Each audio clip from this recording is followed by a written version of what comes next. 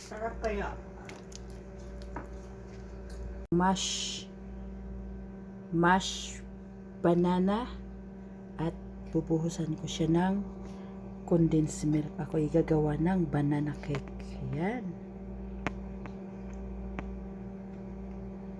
Condensed milk yan. Yan na siya. Kita nyo yan, baking powder.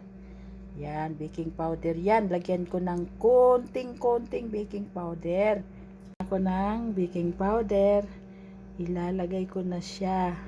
Kasi dalawa lang naman ang hindi ko inubos yung kutsarita guys. Hindi ko inubos. Kasi dalawang saging lang yan. Ayan. Guys, sasamahan ko pala siya ng itlog. Nakalimuntik na makalimutan. Nilagyan ko na siya ng dalawang itlog. Hindi ko na pinakita kung paano binibiak ang itlog. Importante, nasa pinggan na siya. At ilagay ko naman ang harina at babatihin ko na yan sabay-sabay. Guys, maliit pala ang lagayan ko.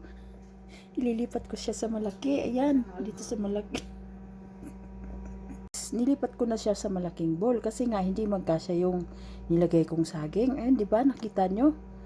Mamaya ko na siya haluin guys kasi lalagyan ko pa ng Umpisa kasi maliit, utak mo ngayon lumaki. Lalagyan ko pa pala kasi ng harina. Yan, ang harina.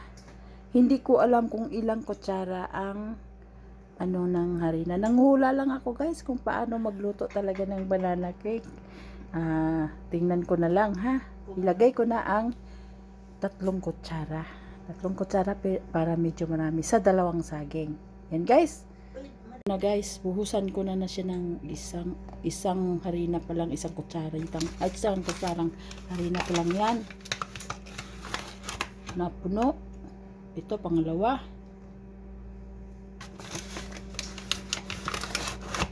Tatlo. Sabi tatlo, dapat. Yan guys, dagdagan ko. Parang kulang kasi pag 3 lang Kasi baka manghingi kayo sa akin. Ayan guys. Ayan, para sa ating lahat yan. Ayan guys. Buhusan ko na siya ng tubig. Buhusan ko na siya ng konting tubig kasi condensed milk ang hinalo ko yan guys malapot. Ayan guys, konti lang siya. Kita mo yung condensed milk. Ayan, kasi hindi naman condensed milk ang hinalo ko yan guys. Kundi hindi siya ibap, kundi condensed ang nailagay ko ngayon. Naglagay tayo ngayon ng tubig. Ayun, yun po ang dyan para hindi naman siya kalaputan. Ayan guys, medyo bumubula-bula din yung nilagay kong baking powder. First time ko lang gumawa nito guys ha. Tingnan nyo, huwag kayong tumawa. Ayan, baker daw ako. Ayan guys.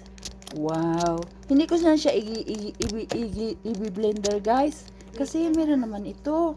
Diba? Ganito ba ang maggawa guys? Comment below down na lang po kung tama ang ginagawa ko. Comment down below na lang po. At mamaya, ipapakita ko ang finished product ng aking ginagawang cake. Ayan guys ha. Halo-haluin. Teka guys, ang hirap ng isang kamay lang ang gumagalaw. Ayan guys, lalagyan natin ngayon ng sapin bago natin ilagay ang ating ginawang banana cake.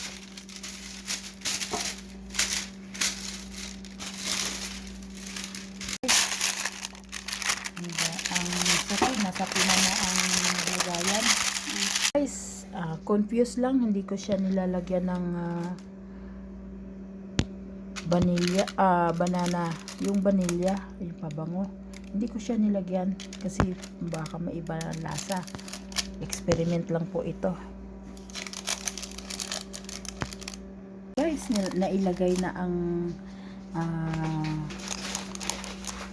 aking minasamasang 2 saging na tundan na hinog.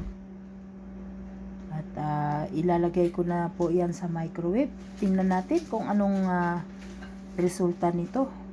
Ayan guys, lulutuin na natin ang aking eksperimentong banana cake, kung anong resulta. Comment down below lang po. Antay nating maluto within 10 minutes. Ayan, 10 minutes ko lulutuin yan.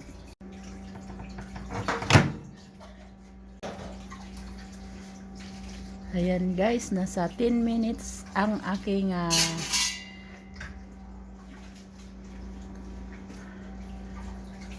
minuto, ang ating minuto sa paglagay ng, ayan, umpisahan ko na, hindi pa siya umandar.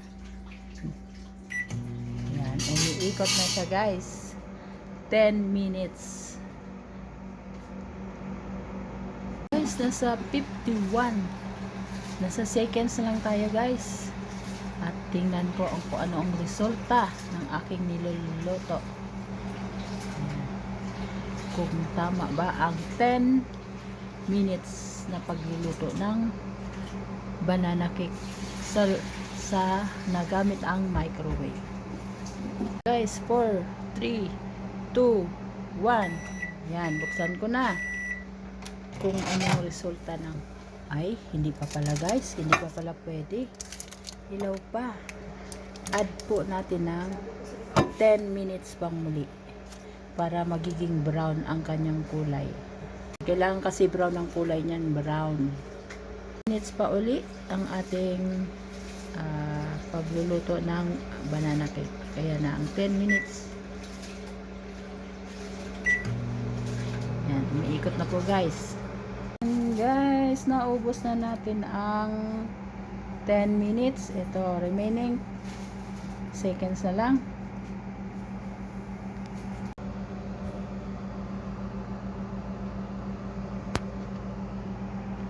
Yan, 7, 6, 5, 4, 3. Ayan, at titingnan na natin kung anong resulta ng ating banana cake. Ayan guys, sakto lang, kaso hindi talaga brown. Okay lang yan guys, excited akong malaman kung anong lasa niya.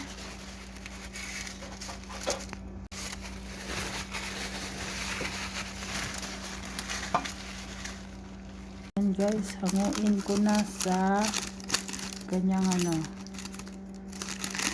kasi mainit eh. Ayan ang aming banana cake na experiment. Ayan guys, siwain ko na yung cake na aking ginawa. Ang aking experiment na cake. Hala, anong nangyari dito sa cake na to? Ayan, tama ba yan guys? Titikman nga kung anong lasa ng aking ginawang cake. Parang sunog naman po yata. Hindi pala pwede ang 20 minutes. Natusta po yata ito. Ayan guys, that's all for today. Ayan guys, ang sarap naman pala. Hindi matamis. Tama lang, kasi kondensada ang nilagay. Thank you for watching. I'll see you on my next vlog. Bye bye. I love you all.